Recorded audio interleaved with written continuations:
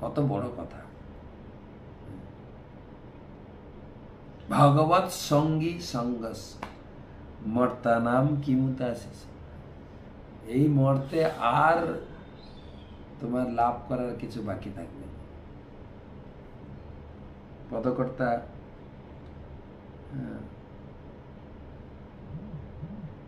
দেবকী নন্দন দাস তিনি বৈষ্ণব বন্দনা গীতে তিনি গাইলেন যে সর্ববাঞ্ছা সিদ্ধি হয় যমবন্ধ ছুটে, জগতে দুর্লভ হইয়া প্রেম ধন লুটে। তুমি বৈষ্ণবের কাছে যাও, বৈষ্ণবের কাছে গেলে তোমার সমস্ত বাঞ্ছা পূর্ণ হয়ে যাবে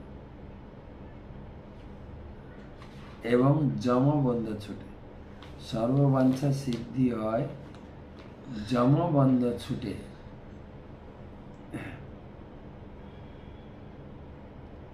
জগতে দুর্লভ হইয়া প্রেম ধন লুটে। কতগুলো কথা। ভগবানের ভক্তের কাছে গেলে তোমার সমস্ত অভিলাষ পূর্ণ হবে এবং যমবন্ধ ছুটে যাবে এবং জগতে যে দুর্লভ প্রেম তিনটা জিনিস, যমবন্ধ ছুটবে, প্রেম ভক্তি লাভ হবে, সর্ববাঞ্ছা সিদ্ধি হয়ে যাবে যদি ভক্তের কাছে যাও। তাই এটাই শিব ঠাকুর বলছে।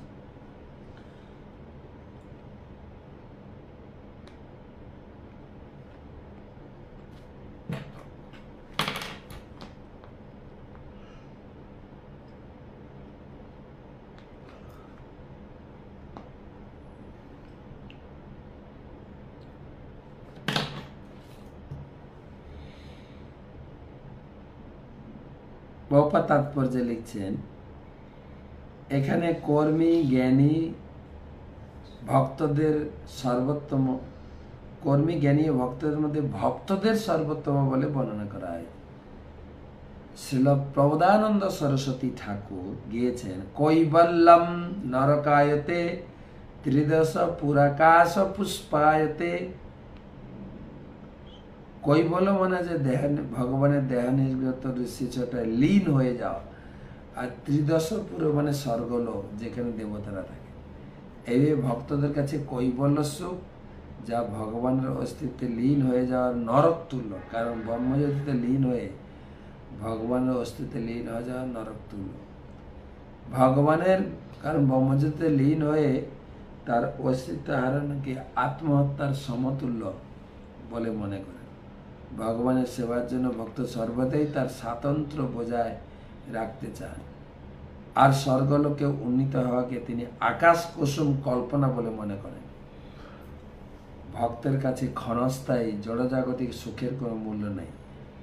ভক্ত এত উন্নত স্তরে রয়েছেন যে কর্ম অথবা জ্ঞানের প্রতি তার কোনো রুচি নেই। চিন্ময় স্তরে অধিষ্ঠিত ভক্তের কাছে কর্ম জ্ঞানের ফল এতই তুচ্ছ যে তাদের প্রতি তার স্বল্প মাত্র আসক্তি থাকে না। ভক্তকে সমস্ত সুখ প্রদানের জন্য ভক্তিযোগই যথেষ্ট। এই সম্বন্ধে শ্রীমদ্ ভাগবতমের প্রথম স্কন্ধের 2য় অধ্যায় 6ষ্ঠ শ্লোকে বলা হয়েছে, জয়াত্মা সুপ্রসিদ্ধতি। কেবলমাত্র ভগবত ভক্তি স্তম্ভন করার দ্বারা সম্পূর্ণরূপে তৃপ্ত হয়ে যায়, সেটা সম্ভব ভক্ত সঙ্গের ফল। শুদ্ধ ভক্তের আশীর্বাদ ব্যতীত কেউ পূর্ণরূপে প্রসন্ন হতে পারে না।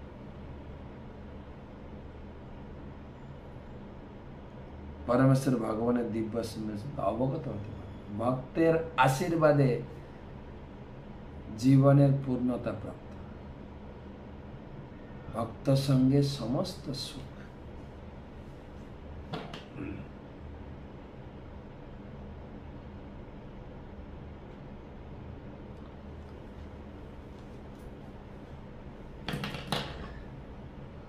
আর একটা শ্লোক পড়ি। অনেকগুলো শ্লোক শিব ঠাকুর বন্দনা করেছেন, প্রায় 80খানা শ্লোক।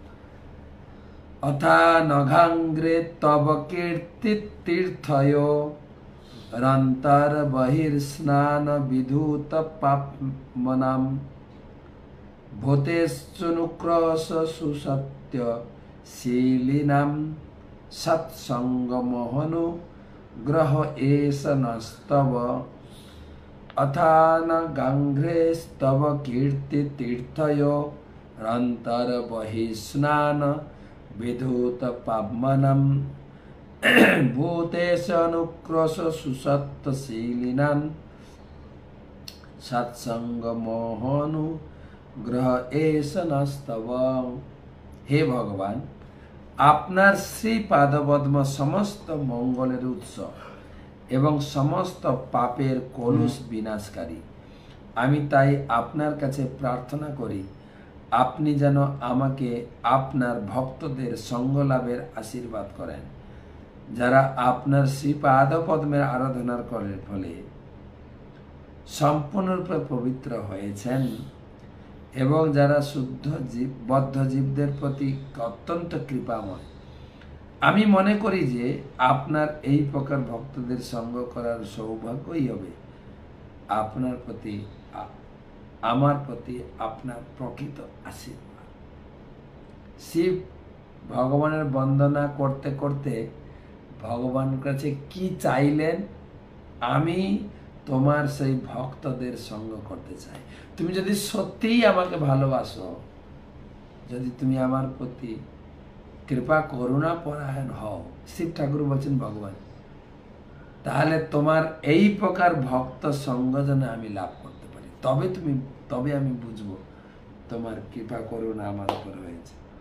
সৎসঙ্গ মোহন অনুগ্রহ, আমার প্রতি অনুগ্রহ তখনই বুঝবো যদি আমি সবসময় ভক্ত সঙ্গে থাকি। শিব ঠাকুর ভক্ত সঙ্গ প্রার্থনা করেন। তিনি যখন বৃন্দাবনে ছিলেন, বৃন্দাবনে 4 শিব খুব প্রসিদ্ধ। বৃন্দাবনে গোপেশ্বর, গোবর্ধনে চাকলেশ্বর, কামবনে কামেশ্বর, মথুরাতে ভূতেশ্বর। তো চাকলেশ্বর শিব একদম গোবর্ধনের মানসী গঙ্গার তীরে, মুখারবিন্দ মানসী গঙ্গার তীরে। আর সনাতন গোস্বামী তিনি তো বৈরাগ্য, ঘর বাড়ি নেই, যেখানে আশ্রয় পেতেন থেকে ভজন করতেন।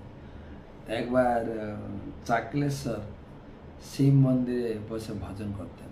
আর মন্দিরটা পুকুরের পাড়ে, পুকুরের জলটা অনেক সময় নষ্ট হয়ে গেছিল, আর মশা ছিল, আর মশার দ্বারা তিনি জপ করতে পারতেন না। সিদ্ধান্ত করলেন এখানে থেকে ভজন করেন, কালকে চলে যাবে। শিব ঠাকুর ভক্ত সঙ্গ, যে ভক্তের মুখে হরিনাম শুনে এত আনন্দ, ভক্ত সঙ্গ ছাড়তে চাইলেন। শিব ঠাকুর স্বপ্নে এসে বললেন, সনাতন, তুমি মশার উৎপাতে এখান থেকে চলে যেতে চাইছ, আমি তোমাকে শর্ত দিচ্ছি, কথা দিচ্ছি, কালকে থেকে একটাও মশা থাকবে না, তুমি এখানে নিশ্চিন্তে ভজন করো, তোমার সঙ্গ আমি চাই। শিব ঠাকুরের ভক্ত সঙ্গ বাসনা।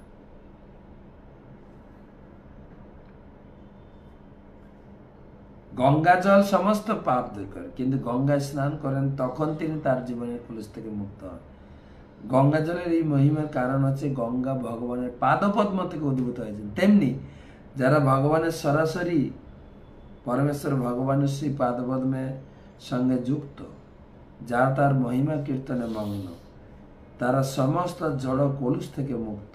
এই প্রকার শুদ্ধ ভক্তরা সাধারণ বদ্ধ জীবদের প্রতি করুণা প্রদর্শন করতে সক্ষম। বৃন্দাবন ঠাকুর তাই গিয়েছেন, চৈতন্য মহাপ্রভুর ভক্তরা এতই শক্তিশালী যে তাদের প্রত্যেকে এক একটি ব্রহ্মাণ্ড উদ্ধার করতে সক্ষম। ব্রহ্মাণ্ড তারিতে শক্তি ধরে জনে জনে। অর্থাৎ ভক্তের কর্তব্য হচ্ছে ভগবানের মহিমা প্রচার করে সমস্ত বদ্ধজীবদের উদ্ধার করে শুদ্ধ স্তরের শুদ্ধ সত্যের স্তরে উন্নীত হয়। এখানে শুদ্ধ সত্য সত্য, যা শুদ্ধ সত্য, যা জড়তা সপ্তগুণের অতীত এক চিন্ময় স্তর। শিব তার আদর্শ প্রার্থনার দ্বারা আমাদের শিক্ষা দিয়েছেন যে সর্বশ্রেষ্ঠ পন্থা হচ্ছে ভগবান শ্রী বিষ্ণু এবং তার বৈষ্ণব ভক্তদের শরণ।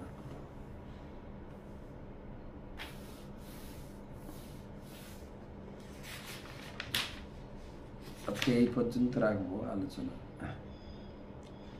3টা শ্লোকে গুরুত্বপূর্ণ কথা শিখলাম। সার কথা, কাল সবকিছু ধ্বংস করে, কিন্তু ভক্তকে কাল বিভ্রান্ত করতে পারে না। সেই ভক্ত সঙ্গে আমি থাকতে চাই। আমি যেন জ্ঞান কর্মকাণ্ডের প্রতি আসক্ত না হই, কেবল ভক্তি করি। আর ভক্তিটা কি না, সৎসঙ্গ, তোমার ভক্তের সান্নিধ্যে আমি থাকতে চাই। আমরা বৃন্দাবনে এলাম, সেই ভক্ত গুরুদেব তিনি কালকে আসবেন। আমরা তার সান্নিধ্যে বৃন্দাবন দর্শন করব, চেষ্টা করব বৃন্দাবনের বিভিন্ন স্থানের কথা আপনাদের ছোট ছোট ইউটিউবে শোনানোর চেষ্টা করব। আপনারা ভক্তি বিজয় ভাগবত স্বামী ফেসবুক পেজ, ইউটিউবটা সাবস্ক্রাইব করে রাখবেন। বৃন্দাবন ধাম দর্শন করাবো। আমরা এই 30 তারিখ এলাম, আগামী 10 তারিখ পর্যন্ত বৃন্দাবন ধামে রয়েছি। আপনাদের সঙ্গে দর্শন হবে বৃন্দাবন ধামে। তো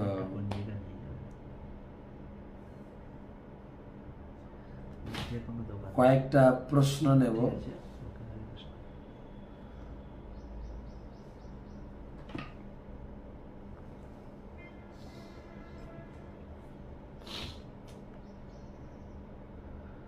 প্রশ্ন করেছেন, আপনাদের অনেকের প্রশ্ন আমি হোয়াটসঅ্যাপে উত্তর দিচ্ছি।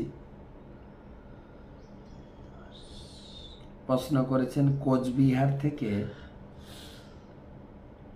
পিয়ালি বর্মন, কোচবিহার জেলা থেকে।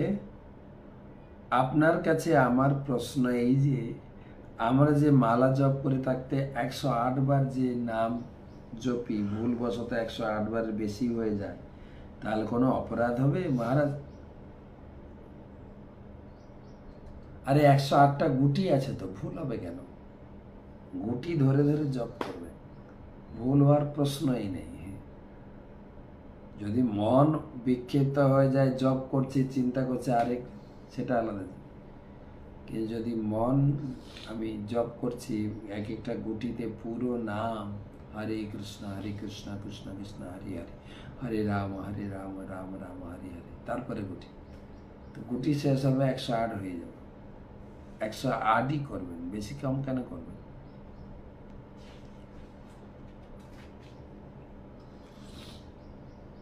জয়ন্ত দে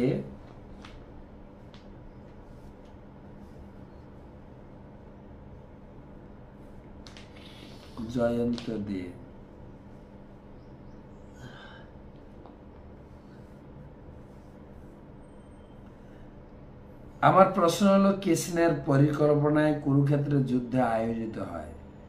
কৃষ্ণ অর্জুনকে বলেছিলেন সবাইকে মেরে রেখেছে, তুমি কেবল উপলক্ষ হও। কুরুক্ষেত্রের যুদ্ধে প্রাণহানির কারণে পাণ্ডবদের নরক দর্শন হয়। সবকিছু যদি শ্রীকৃষ্ণের পরিকল্পনায় হয়ে থাকে, পাণ্ডবদের নরক দর্শন হলো কেন? আমি শুনি নাই পাণ্ডবরা নরক দর্শন করেছেন। পাণ্ডবরা নরকে যাবে না, স্বর্গেও যাবে না। পাণ্ডবরা ভগবানের পার্ষদ, ভগবান যেখানে যেখানে লীলা করেন পাণ্ডবদের নিয়ে এসে। তিনি বৃন্দাবনে যখন আবির্ভূত হয়ে দ্বারকায় গেলেন, পাণ্ডবরা ছিলেন। পাণ্ডবরা ভগবানের সঙ্গে আত্মীয়তা ছিল, মামা পিসির সম্পর্ক ছিল, কুন্তী মাতা, দেব বসুদেব। তারপরে আবার সম্বন্ধ হলো ভগবানের নিজের বোন সুভদ্রাকে অর্জুন বিয়ে করলেন। পার্শ্বদ, তারা হচ্ছেন ভগবানের পার্শ্বদ।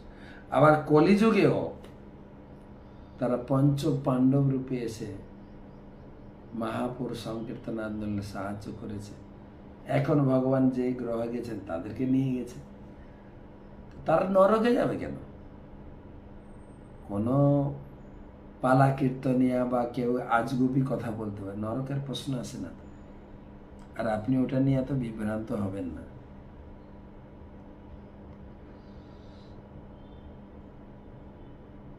মানুষের মন ভোলানো কিছু কিছু কথা কীর্তনীয়রা বলে মজা দিতে পারে।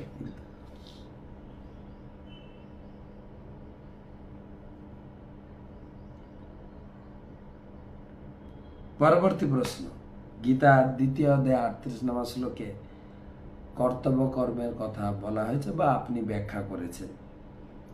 40 শ্লোকে আবার বলা হয়েছে কেবল ভক্তি করো। তা আমি কোনটা করব? প্রশ্ন করেছেন দীপ্তি ঘোষ হাওড়া থেকে। দুটোই করবেন। কর্তব্য কর্ম মাস্ট।